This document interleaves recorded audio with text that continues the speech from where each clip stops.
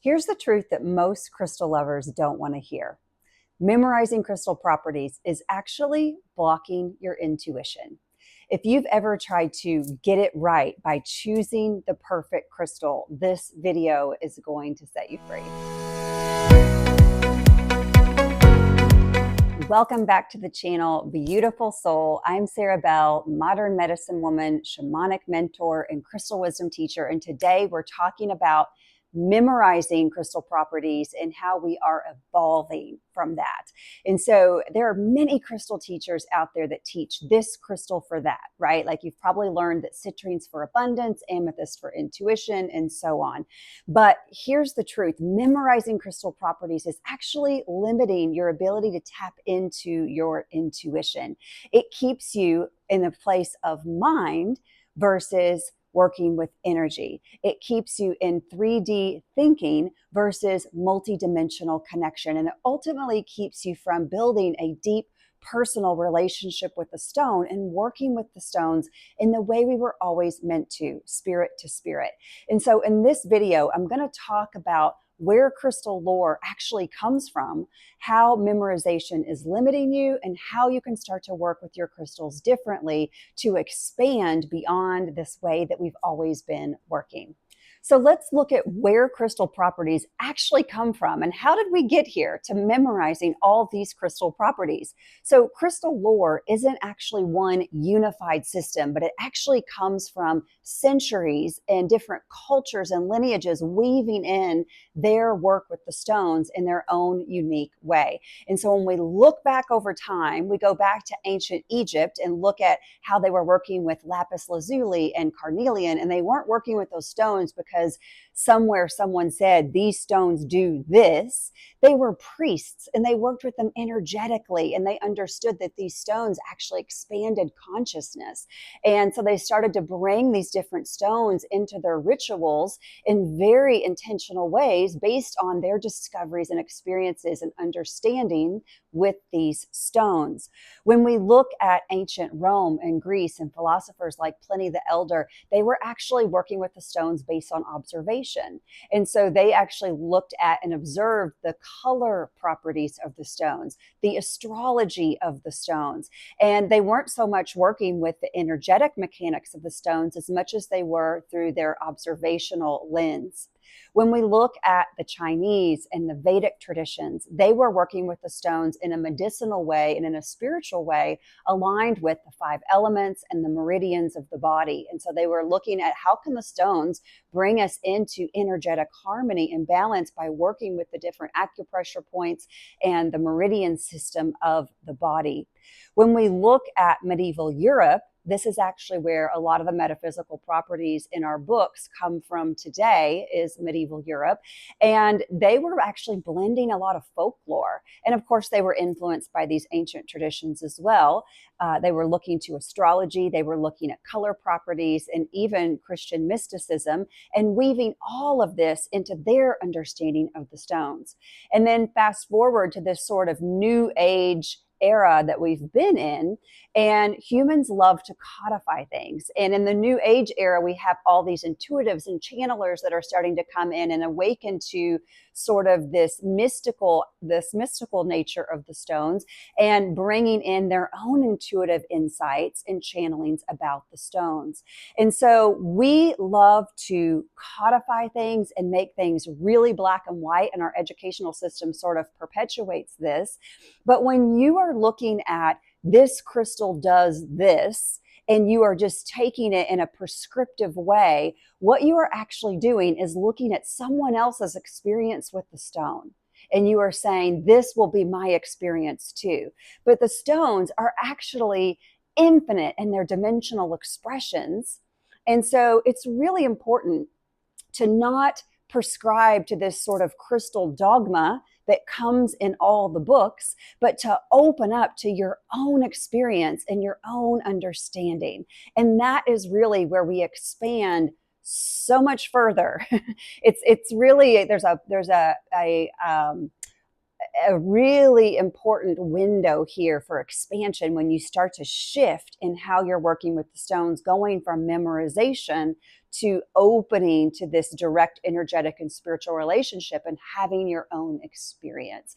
And so to some degree, this does take a little reprogramming, because we've sort of been taught to go to the books, memorize what all the books say, and then regurgitate it, right? And so I want to talk about why memorizing properties limits you. And it's exactly that. In our education system, we are taught that we learn information, we memorize it, and then we regurgitate it, and then we get a gold star, right? We've done the thing, we've learned the thing, and we've demonstrated that we've learned the thing. And so this is quote unquote right. And so healers want to be right? Like we always want to, all of us want to do a good job and be right and show that we've learned the thing.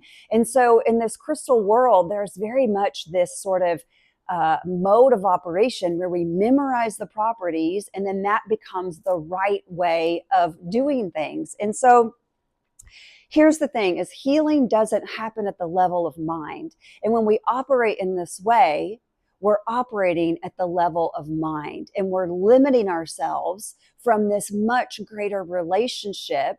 And actually, we're limiting ourselves from root cause healing. And so I want to give you an example of this. If we are working from the mind and the properties that we've memorized, and let's say someone comes to you and they have an issue in their relationship, or they're struggling in partnership, like in their romantic partnership. And you might go to rose quartz, right? Because rose quartz is known to be a heart healer. It's known to bring relationship harmony. And it's a beautiful stone for working on the levels of the heart. But let's say in this relationship, there's actually these sort of energetic patterns at play where you are not setting boundaries, or you are not honoring fully yourself and your own desires, or maybe you're afraid to be fully seen as who you are in the relationship. And so these things are really, they have dotted lines to personal power, which is an area of the solar plexus and an area of will. And how are you actually aligning with who you are, your individual expression, and setting the boundaries that need to be set in order to be honored in that expression. And so that might be sort of the crux or the underpinnings of what is actually wrong in the relationship. I don't want to say wrong, but what is actually discordant in the relationship. And so stones like, pyrite might be really good, or citrine or sunstone might actually be what you need in that instance. And so if we're only working from the mind, then we sort of miss the root causes potentially of how we could actually be receiving the support we need energetically. And if you were to tune into resonance and just allow yourself to get clear on what it is that you're calling in assistance for, and then align with the energy that's drawing you in, more than likely you would probably be attracted to those stones that are going to support you in that area. And that would happen very intuitively. And so this is why when we rely on memorizing properties, it could sort of limit us. Whereas when we open to resonance, and when we call in root cause healing and work on the level of energy, we start to bypass this mind, logic, linear way of working and open to a much greater field of healing. And so I want to move on to talking about working spirit to spirit with the stones. And this is the thing that all of my work advocates, is moving beyond this linear logic way of existing and into more of the 5D way of existing. And so the crystals are conscious allies.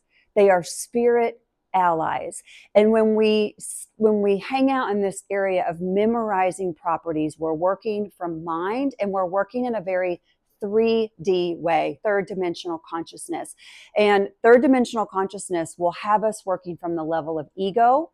It will have us working on symptom-based fixes, right? Like this crystal for that, I'm gonna cure a specific symptom. And it will have us working from the logic mind. Whereas when we start to work with our intuition, we start to move to fourth dimensional consciousness, where we start to look at maybe there's actually a better crystal for that. Maybe you actually need this crystal, and maybe I don't even know why, but my intuition is telling me this, right? And so there's a big leap to go from working in the confines of the mind, because the mind, when we work in the ego, we feel safe because the ego is always wanting to control, which actually creates safety in our system. And for a lot of us, when we work with intuition, it doesn't necessarily feel safe. And so the ego will jump in and say all of these things like, you shouldn't do that. That's not, effective, or what do you think you're doing? And like, it'll bring up these like imposter thoughts. And so there is some reprogramming needed to go from working at the 3D level to the 4D level and then to the 5D level, which is kind of some of the things we work on inside my deeper programs. And so, and part of that too is because we've created a society that favors the ego mind. We have created a society that favors logic. So to make this leap from logic-based working to intuitive-based working, it takes inner work. And so if that's difficult for you, just know that you're not alone. That's everyone, right? That's everyone. We're all making this transition. And this is ultimately the frequency shifts and the consciousness shifts we are making as a collective, is from 3D to 4D to 5D. And 5D is the unity consciousness field. And crystals naturally take us there because they hold the unity field effortlessly.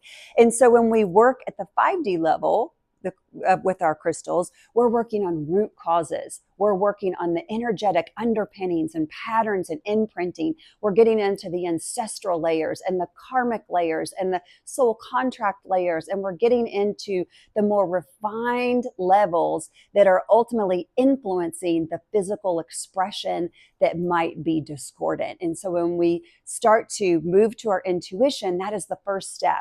So we have to release this memorization way of working. It's not bad. There's always going to be a role for the crystal books, and there's always going to be just insights and wisdom and beauty that come from knowing those things. But we have to not let it be dogma. We have to not let it over control or over dictate the way in which we're working with the stones. And so that's actually another thing that I want to mention is moving into relationship. And actually, I'm going to come back to that. I want to talk about what to do instead of memorizing. So now you understand where the lore comes from, how memorization limits you. And so what can you do instead of memorizing? So the first thing is to stop trying to get it right.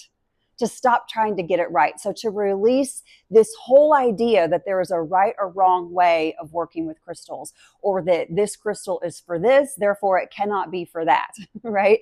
And so stop trying to get it right. There is no right. And also another thing that might help is just to know that energy doesn't lie. So if you can really attune into the energetics of the stone and the energetics of the person or yourself, and really just land there, energy is not going to lead you wrong.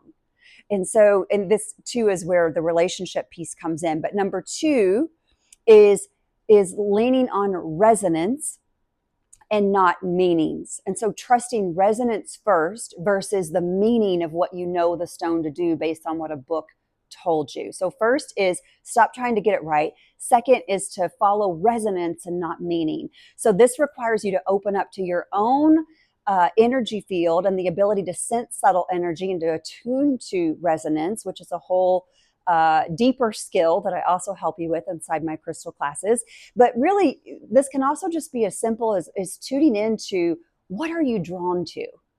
What are you naturally drawn to? If you just sort of release all the mind stuff and just clear your field and scan, the crystals that might be in front of you, and just notice which one does your eye kind of come back to. When you ask your body, what do I need? Or you ask your mind or your emotional field, whatever layer or level you're working on, what is it that would support you most today? And you just let yourself be drawn to a certain stone based on energy alone, right? That can be how you start to attune to resonance. You can also feel the energy. If you are attuned to sensing subtle energy, you can hold the crystal and tune into, what does it feel like? Does it have a big, loud pulse or sensation? Or is it just like, or do you not feel anything at all? So you can also attune to how big the stone feels in your energetic field in terms of resonance. And that can be a good indicator as to what stone might be for you. And so the third one is to build a relationship. So we're looking at what to do instead of memorizing stones. So the first one is stop trying to get it right. The second one is to follow resonance, not meaning. And the third one is to build a direct relationship. And this is really, build a relationship. So you can sit with the stone, listen to the stone, and recognize that there's actually a spiritual component to the stone. And you can actually open up to that spirit of the stone, listening, hearing, feeling, knowing, all of the ways that your clair senses or intuitive senses work. You might start to receive deeper insights, wisdom, even channeled information of your own that comes from that stone as you open to a relationship with the stone. And so this is where we go from treating stones as objects, working on the level of mind, treating the stone as an object, to working on the level of energy and frequency and working in relationship, spirit to spirit. This is actually the journey that I take you on inside my Shamanic Crystal Mentorship program, is really that deprogramming of getting out of this mind object orientation and into this frequency, spirit to spirit relationship with the stone. And this actually, so this is where I wanted to come back to relationship. And so this actually transforms you. This process of moving into relationship with the stones will transform you. Why? Because relationship is a mirror, always. It doesn't matter if we are in relationship with a person, a plant, an animal, a crystal, a tree. If we go deep into that self-reflective aspect of relationships. So relationships are the way that we evolve. Relationships are the way that we see ourselves. And I think that this is most easily seen in our relationship with other people, right? Because the people in your life sometimes will trigger you, right? Especially those close personal relationships, they will trigger you. And they will trigger you based on your stored memories and your stored emotional experiences throughout life. And so whenever you are triggered in relationship, it is an opportunity to see yourself and to see deeper patterns in yourself. And there is gold there in that process. There's often healing there and reconciliation and even empowerment in that process as you go deeper into self-reflection. And so when we work with our crystals in relationship, our crystals aren't often triggering as people are, but they are mirrors, and they do show us parts of ourselves that are often overlooked or unseen. And one simple way is to actually let yourself choose a stone based on resonance without knowing what you need, and then discovering the crystal meaning or property of that stone.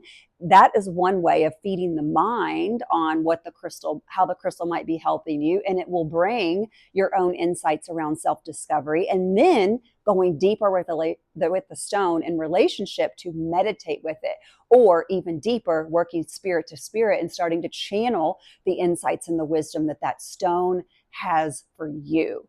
And so that's where you can start to really accelerate your path of personal growth and self-discovery, is when you start to work with crystals in relationship. And this opens a whole big, beautiful path of personal growth and development, which also happens inside my Shamanic Crystal Mentorship program, because it can be no other way. It's you exploring self through the mirror in relationship with the stones. And in return, you're also receiving stone wisdom and insights and healing. And all of that can be translated to your service with others as well. This can be woven into your healing modalities or any type of path of service you're currently walking. The stones are incredibly complementary and supportive. And so I want to just say, well, first of all, I would love to hear what this whole transmission has awakened within you. So I welcome you to drop a comment below and let me know what is sort of lighting up for you as I'm talking. But also, I just want to say that we're never going to throw away our crystal books. We're never going to throw away all the crystal properties. They have a place and they can be valuable. The key here is to not take it as dogma and to release this idea or even pressure that we have to be these walking libraries of crystal properties in order to be a crystal healer or a crystal lover or a crystal enthusiast, that our real crystal mastery comes in this deep personal relationships with the stones. And we are actually being called into something much deeper as light workers as we evolve into 5D consciousness. We're being called into unifying with all of sentient life and all of these spiritual relationships that exist all around us.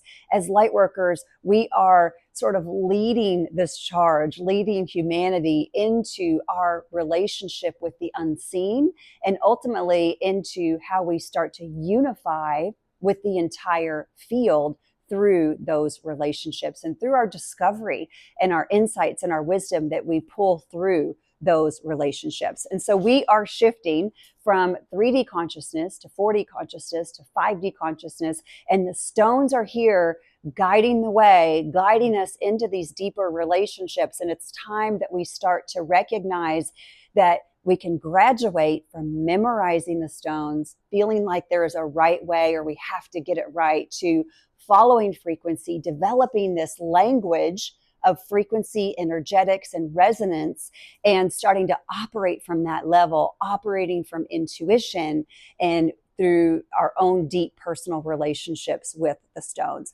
And so crystals are here to awaken all of that in you and to even awaken deeper paths of your own self-discovery, growth, and development. And if you want to go deeper with the stones, I invite you to check out my crystal classes where I teach you how to sense subtle energy, how to manifest at higher levels with crystal grids. Light Alchemy with Crystals is a class that I have channeled from a Lemurian crystal. It's an ancient Lemurian technique on working with frequency in the higher, not higher, but in the etheric template level of self to clear blockages from the subconscious field. And then even my Shamanic Crystal Mentorship Program, where we go deep into building relationships with the stones as spiritual allies. And you can even become certified to become a Crystal Wisdom Codes practitioner, offering readings, channelings with others, or weaving that into your work. So if you're interested, check out the links below. I would love to hear what you thought of this episode. Thank you for being here, and keep shining.